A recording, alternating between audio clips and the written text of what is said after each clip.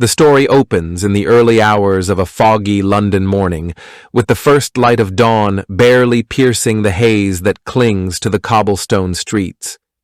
Inside the cozy but now tousled Baker Street bakery, the usual comforting aroma of fresh bread and pastries is tainted by the unsettling signs of an intrusion.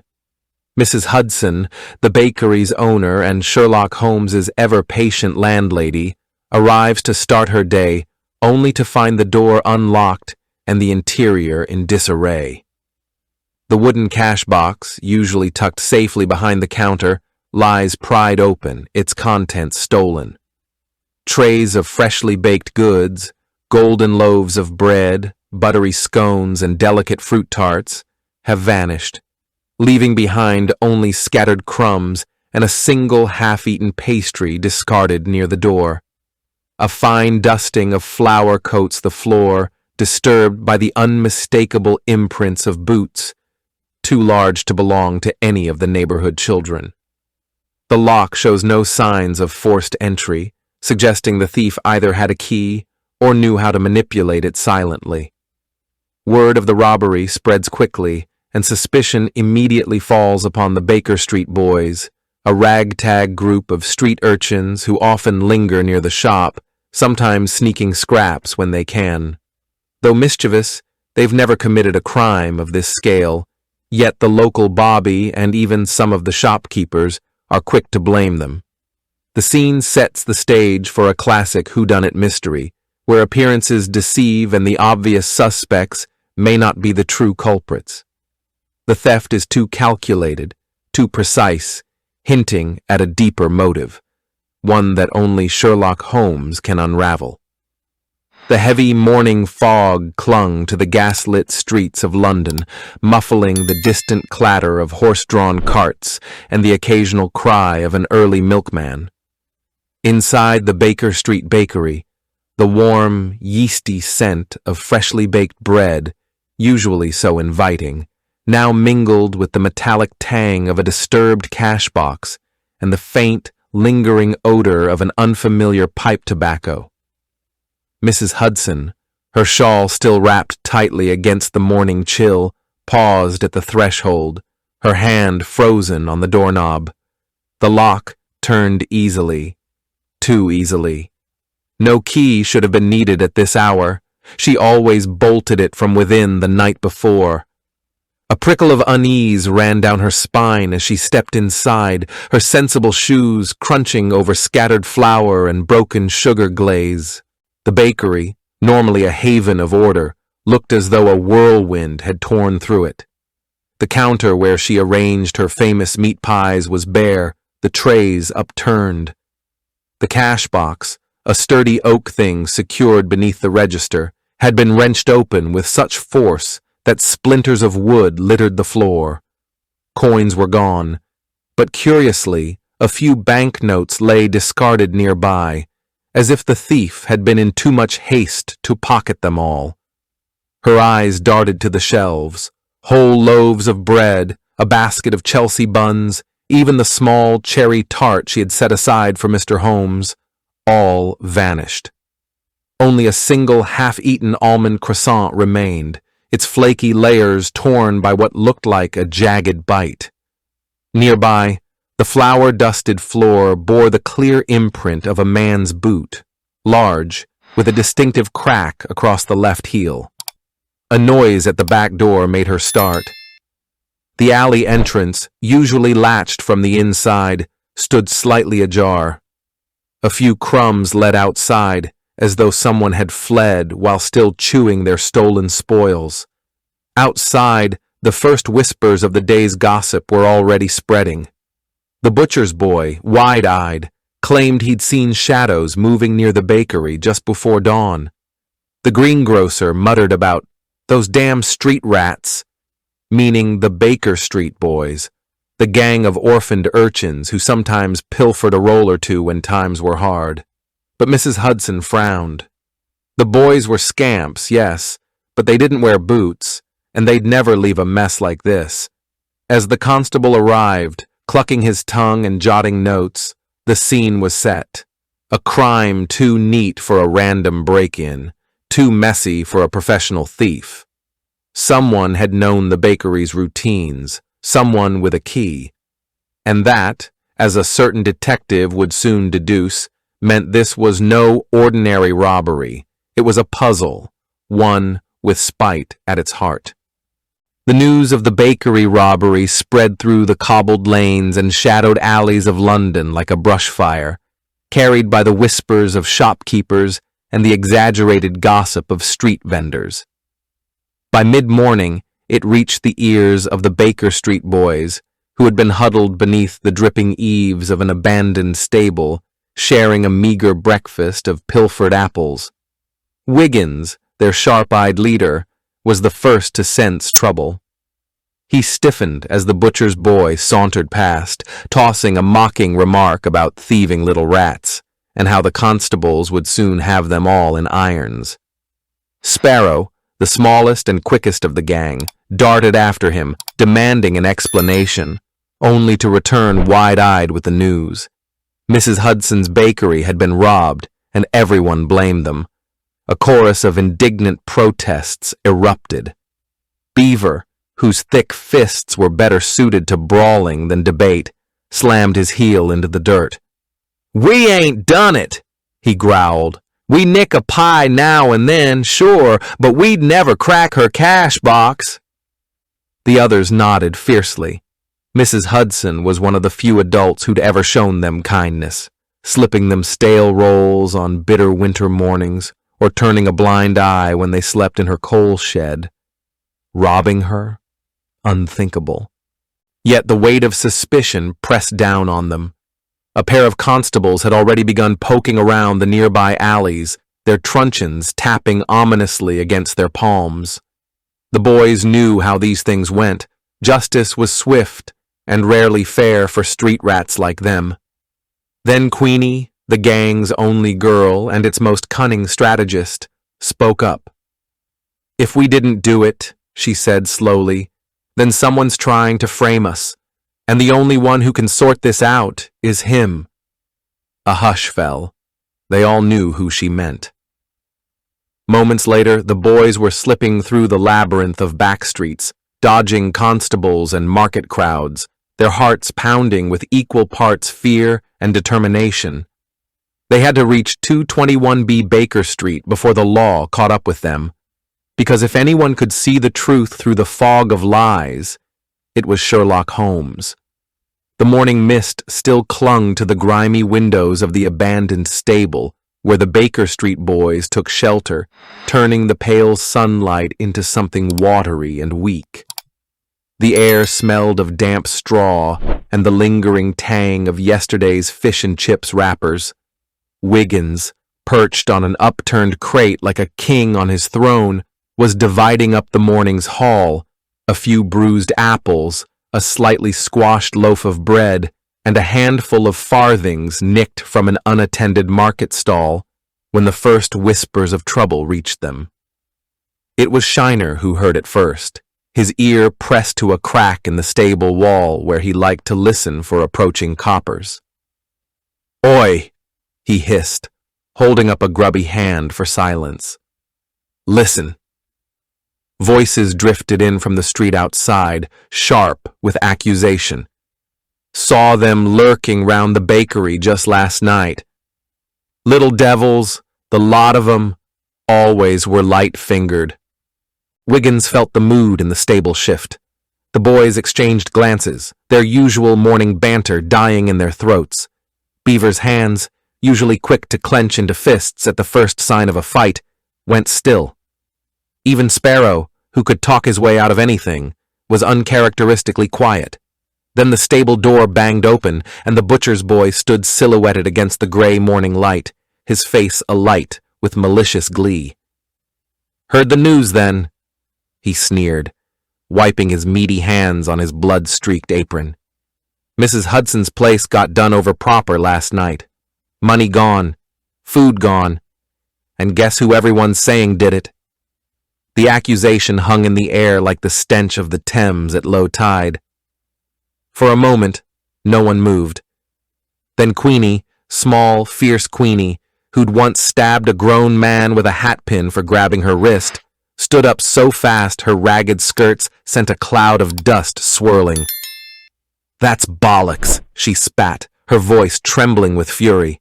"We wouldn't, not her, not ever." The butcher's boy just laughed. "Tell that to the coppers. They're already sharpening their truncheons for you lot."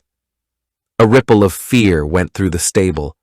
The boys knew what happened to street rats who got caught up in proper robberies, transportation, the workhouse, worse. Wiggins stood, his mind racing. He'd been in enough scrapes to know when they were being set up. The boot prints Mrs. Hudson had described, too big for any of them. The way the lock had been picked, neat as you please. The half-eaten pastry left behind like a calling card. None of it fit. "This is a stitch-up," he said slowly. "Someone's playing us for fools." Sparrow swallowed hard. "So what do we do?" Queenie's eyes gleamed in the dim light. "We find Sherlock Holmes." And with that, the Baker Street boys melted into the labyrinth of London's back streets, their innocence clinging to them like the fog, invisible to everyone but the one man who could see the truth. The sitting room of 221B Baker Street was thick with pipe smoke and quiet concentration when the Baker Street boys burst in, their faces flushed from running and their voices tumbling over one another in a desperate jumble of explanations. Sherlock Holmes, who had been bent over his chemistry table with a vial of noxious liquid, straightened up with the keen interest of a bloodhound catching a fresh scent. Dr. Watson, midway through buttering a slice of toast, set it aside with a sigh. Another breakfast interrupted. "Mr. Holmes!"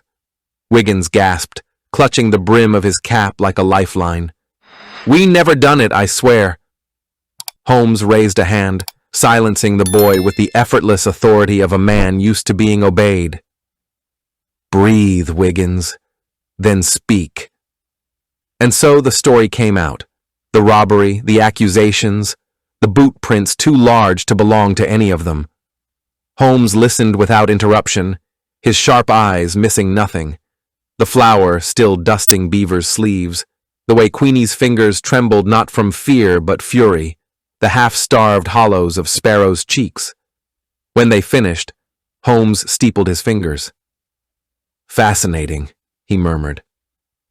"Watson, fetch my magnifying glass. We have a bakery to inspect." The bakery was as Mrs. Hudson had left it. The upended trays, the splintered cash box, the telltale boot prints, frozen in flour like ghosts of the crime.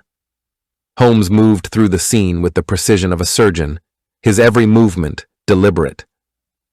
"Observe, Watson," he said, crouching by the door. "No scratches on the lock, picked by someone who knew what they were about.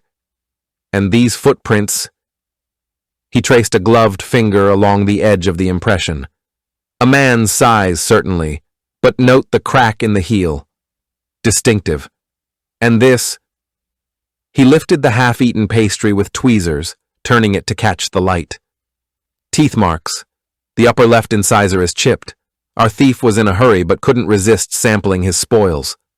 Watson frowned. "You're describing Granger, that surly delivery man Mrs. Hudson dismissed last month." As the boy complied, the difference became immediately apparent, even to untrained eyes. Wiggins' bare footprint was nearly half the size of the boot mark in the flour. Holmes arched an eyebrow at Lestrade. "Rather large feet for a street Arab, wouldn't you say, Inspector?" Watson crouched beside the half-eaten pastry, his medical training coming to the fore. "These bite marks, Holmes. The upper incisor is clearly chipped at a 45-degree angle. Whoever took this bite had dental work that would be quite memorable to any practitioner." Holmes's eyes gleamed with that peculiar light Watson knew so well, the thrill of the hunt burning behind his gray irises. "Capital observation, my dear doctor. And when we combine that with this—" From his pocket he produced a small envelope containing a single strand of coarse brown hair caught on a splinter of the broken cash box. Our thief is a man of middle years, approximately 5 feet 10 inches tall, walks with a slight limp in damp weather, favors cheap tweed suits, and recently visited a barber in Whitechapel, if I'm not mistaken about this particular pomade residue. The Baker Street boys stared open-mouthed. Even Lestrade looked impressed, despite himself. "But how can you possibly know all that?" the inspector spluttered. Holmes straightened with feline grace. "The height is evident from the stride length, the limp from the uneven pressure in the prints, the tweed from these fibers caught near the door, and the pomade." He sniffed the hair delicately. A distinctly chemical lavender scent favored by one particular establishment near the docks. "Really, Lestrade, you might try using your nose occasionally instead of just your notebook." As Holmes spoke, Queenie had been edging toward the alley door. Now she gave a sudden cry. "Mr. Holmes, there's fresh mud here, and it's the same boot print." The game was afoot. The parlor of 221B Baker Street smelled of beeswax and lavender, the comforting scents of domesticity that always seemed to cling to Mrs. Hudson's skirts. She sat perched on the edge of Holmes's favorite armchair, her normally cheerful face drawn tight with worry, her fingers pleating and repleating the corner of her apron. The afternoon light through the bay window caught the silver strands in her hair and the faint tremor in her hands as she accepted the cup of tea Watson pressed upon her. Holmes, who had been pacing like a caged panther, suddenly stilled. "Now, Mrs. Hudson," he began, his voice uncharacteristically gentle, "I need you to think carefully. Who besides yourself has access to the bakery keys?" Mrs. Hudson's teacup rattled in its saucer. "Well, there's Mr. Wilkins, the flour supplier, but he's been laid up with gout since Michaelmas. And young Jemmy who sweeps up, but he's just a boy, and—" She stopped abruptly, her mouth forming a perfect O of realization. Holmes pounced on the hesitation. "Yes?" "It's just—" "There was Mr. Granger," she admitted reluctantly. "The delivery man I had to let go last month. He borrowed my keys the day before he left, said he needed to fetch a crate he'd forgotten." Her voice dropped to a whisper. "He was ever so angry about being dismissed." Watson leaned forward, his medical bag creaking. "Why was he let go, Mrs. Hudson?" A flush crept up the housekeeper's neck. "I caught him skimming from the till. Just a few pennies here and there, but it's the principle, isn't it?" She twisted her apron tighter.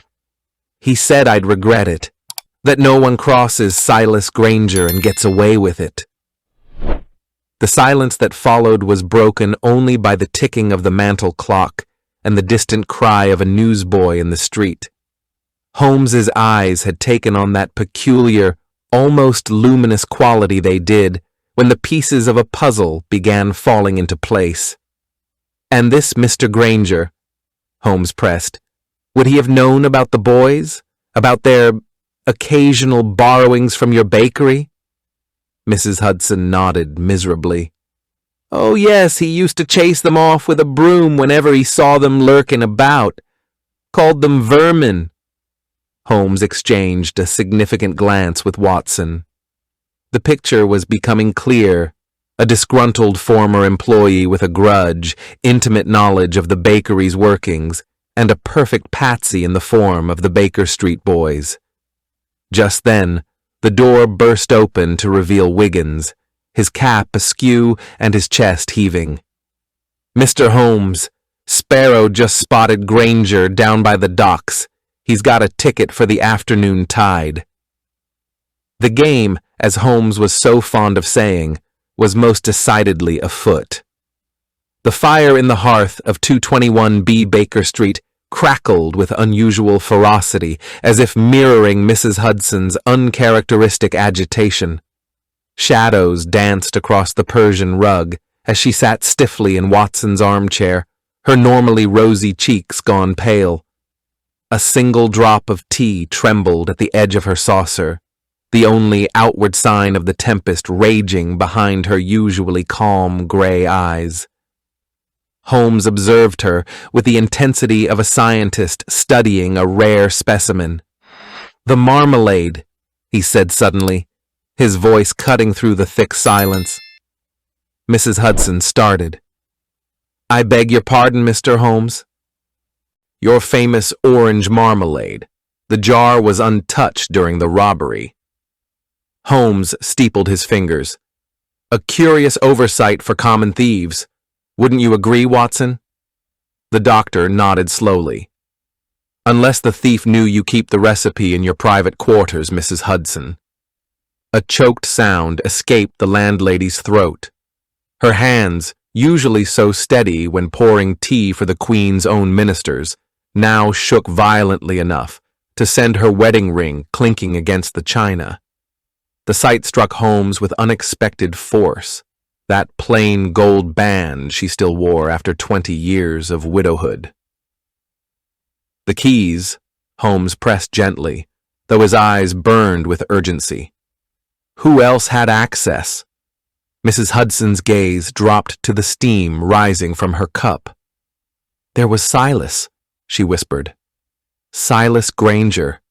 He delivered for me near 3 years before I found him with his fingers in the till." Her voice hardened. "Not even a proper thief.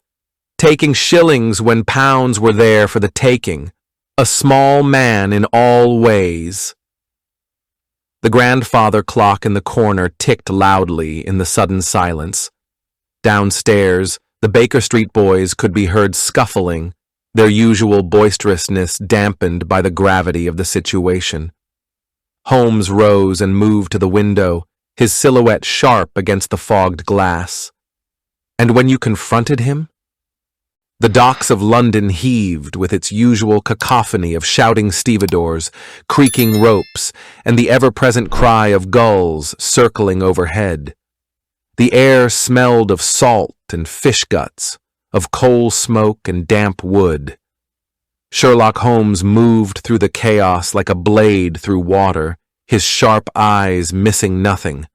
The nervous twitch of a ticket seller's fingers, the way a dockhand suddenly averted his gaze, the hurried footsteps of a man in a brown tweed coat slipping behind a stack of crates marked Aberdeen Steamship Company. Holmes held up a hand, signaling Watson and the boys to halt. "There," he murmured, nodding toward the figure attempting to blend into the shadows. Even from this distance, the man's uneven gait was noticeable, the slight drag of his right foot, just as the flower prints had suggested. Wiggins let out a low whistle. "That's him, Mr. Holmes. Granger." The man turned, and for a brief moment, his eyes locked with Holmes. Recognition flashed across his face, not just of the detective, but of his own impending ruin. He bolted. What followed was a chase worthy of the penny dreadfuls Watson so enjoyed.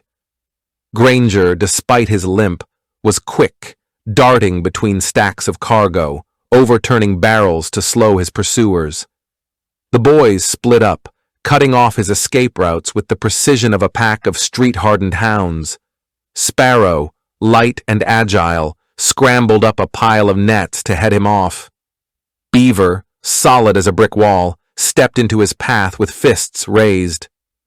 Granger skidded to a stop, chest heaving, his face slick with sweat and panic.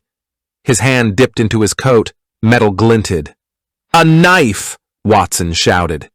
But Holmes didn't flinch. He stepped forward, his voice calm, almost conversational.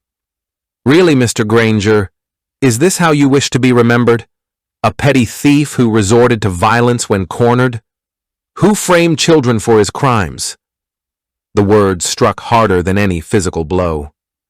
Granger's arm wavered. His gaze flickered to the boys, to Watson, to the gathering crowd of dock workers, all witnesses to his shame. "It wasn't supposed to go like this," he spat. "They were just supposed to be blamed, not arrested. Just a bit of revenge on that high and mighty Mrs. Hudson." Holmes's expression darkened. Revenge? For what? Dismissing you after you stole from her? Granger's laugh was bitter. For treating me like dirt. Me who kept that damn bakery running while she played the gentle lady. And then those street rats, she'd give them free bread while docking my pay for being minutes late. The truth, ugly and raw, hung in the air.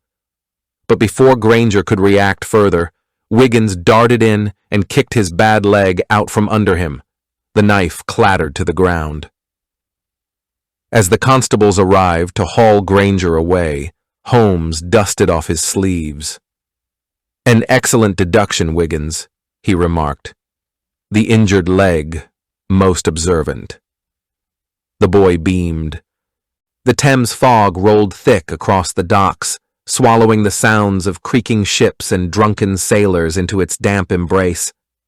Somewhere in the gloom, a ship's bell tolled, 3 slow, mournful notes that seemed to echo Granger's desperation as he fled through the labyrinth of crates and coiled ropes.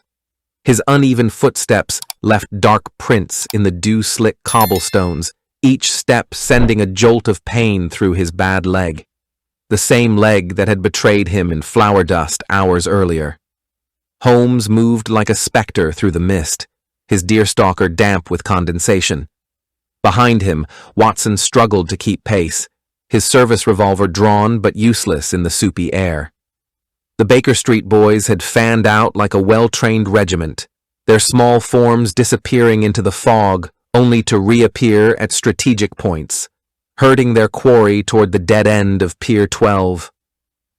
Granger's breath came in ragged gasps as he reached the pier's end. The black water lapped hungrily at the rotten pilings below. He whirled, his knife catching what little light penetrated the fog. "You've got nowhere to run, Silas," Holmes said, emerging from the mist like an avenging spirit. His voice carried the weight of finality. "The Aberdeen steamer has been detained. The constables are searching every warehouse between here and Wapping. This ends now." Granger's face twisted into something ugly. "You don't know what it's like, Holmes. That woman, sitting pretty in her bakery, throwing scraps to those vermin while men like me starve." Spittle flew from his lips. "She docked my pay for being late after I spent the night tending my dying sister." A flicker of movement in the fog. Queenie's face appeared briefly behind a stack of barrels, her eyes wide at the revelation.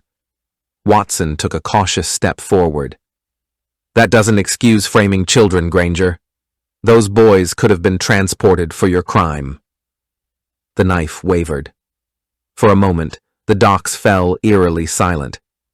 Then came the sound Wiggins had been waiting for, the distinctive creak of Sparrow climbing the rigging of a nearby fishing boat. On cue, the smallest boy dropped onto Granger's back with a feral cry, sending the knife skittering across the wet stones. It was Beaver who delivered the final blow, a right hook to Granger's jaw that echoed off the warehouses. "That's for Mrs. Hudson," the burly boy growled as their nemesis crumpled to the ground. As the constable's lanterns approached through the fog, Holmes knelt beside the dazed Granger. "You made one fatal mistake," he murmured, pulling a distinctive brown tweed thread from the man's sleeve, an exact match to the one found at the bakery. "Petty vengeance is always its own undoing." The last thing Granger saw before being hauled away was the Baker Street boys standing united behind the great detective, not as suspects, but as heroes. And watching from the shadows, Mrs. Hudson wiped away a tear she'd never admit to shedding. The morning sun broke over Baker Street like a promise kept, its golden light spilling through the spotless windows of Mrs. Hudson's bakery, where the scent of fresh cinnamon rolls and brewing tea had finally chased away the lingering ghosts of the robbery. The shop was alive with chatter and laughter, the Baker Street boys seated around the largest table like honored guests, their mouths full of warm pastries and their pockets heavy with Mrs. Hudson's reward. Not coins, but something far more precious, her unwavering trust. Holmes and Watson stood by the hearth, the detective's lean frame silhouetted against the fire as he accepted a cup of tea with a rare smile. "Your baking has improved, Mrs. Hudson," he remarked, taking a deliberate bite of a jam tart. "Though I suspect that has less to do with recipe adjustments and more to do with the absence of a certain employee." Mrs. Hudson flushed but didn't deny it. "It's hard to bake with a shadow hanging over you," she admitted, her gaze drifting to the boys. Wiggins caught her eye and grinned, his cheeks dusted with powdered sugar. At that moment, the door swung open, and Inspector Lestrade strode in, his usual gruff demeanor softened by admiration. "Granger confessed," he announced, tossing a small bag of coins onto the table. "Returned what was left of your money, too, though he'd already spent half on that steamer ticket." He shook his head. 12 years of hard labor, at least. Not just for the theft. Turns out he'd been skimming from shops all over Whitechapel. Queenie's eyes narrowed. "And what about the coppers who were ready to drag us off without asking questions?" Lestrade had the decency to look chastened. "A fair point, miss. But thanks to Mr. Holmes's evidence, and those bite marks matching Granger's chipped tooth, justice was served properly this time." He tipped his hat to Mrs. Hudson. "Though I dare say you've got your own ways of settling scores." Indeed, the bakery's ledger sat open on the counter, Granger's name freshly crossed out in bold ink. But the real justice was in the warmth of the room. The boys, once suspects, now sat shoulder to shoulder with the inspector, their laughter mingling with the clink of teacups. As Watson raised his cup in a toast, Holmes lingered by the window, watching the bustling street below. Justice, he reflected, wasn't always found in courtrooms or prison sentences. Sometimes it was baked into the crust of a meat pie, stitched into the fabric of second chances, and served best with a side of forgiveness. Outside, the bell above the bakery door jingled merrily, as if agreeing.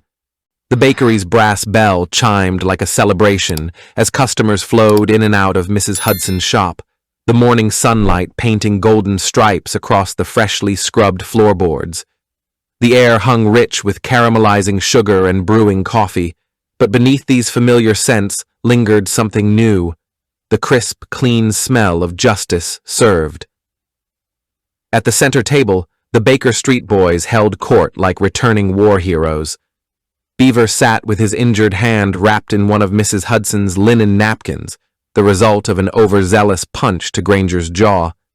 Holding court as he reenacted the takedown for an enthralled audience of delivery boys. Queenie perched on the counter, swinging her legs, her usual guarded expression softened as Mrs. Hudson slipped an extra raspberry tart into her apron pocket.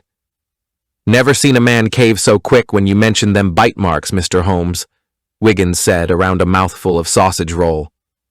"Like you'd shot him clean through." Holmes, leaning against the flour-dusted counter with uncharacteristic ease, allowed himself a small smile. "The simplest evidence often proves most damning, Wiggins, a lesson our friend Granger learned too late." His sharp eyes flicked to the window where 2 constables stood awkwardly outside, shifting from foot to foot until Mrs. Hudson took pity and sent Sparrow out with a tray of scones. Watson, comfortably ensconced in the bakery's best chair with his notebook balanced on his knee, looked up from his scribbling. "I trust this will be the last time anyone mistakes these lads for common thieves." The question hung in the air just long enough for tension to prick the back of necks before Inspector Lestrade cleared his throat. "Official apology from the yard," he muttered, uncharacteristically humble as he accepted a slice of seed cake. "Though if you boys keep this up, we might have to recruit you." A chorus of groans and thrown crusts met this suggestion, but Holmes noticed how Wiggins sat a little taller, how Queenie's eyes gleamed at the idea. The game, it seemed, had new players. As the clock struck 11, Mrs. Hudson emerged from the kitchen bearing her famous chocolate torte, a rare treat usually reserved for special occasions. The knife hovered over the rich dessert as she locked eyes with each boy in turn. "This," she said firmly, "is for those who stood by my bakery when shadows fell upon it." The first slice went to Wiggins, the second to Holmes, in a silent acknowledgement that some debts could never be repaid with coin. Outside, through the flower-specked windows, London carried on unaware, hansoms clattering over cobblestones, newspaper boys shouting headlines, the great machine of the city grinding forward. But here, in this warm cocoon of sugar and camaraderie, something small but significant had shifted. The Baker Street boys were no longer just street urchins. Holmes was not merely their occasional benefactor, and justice, true justice, had been measured out in teacups and second chances. Thanks for watching.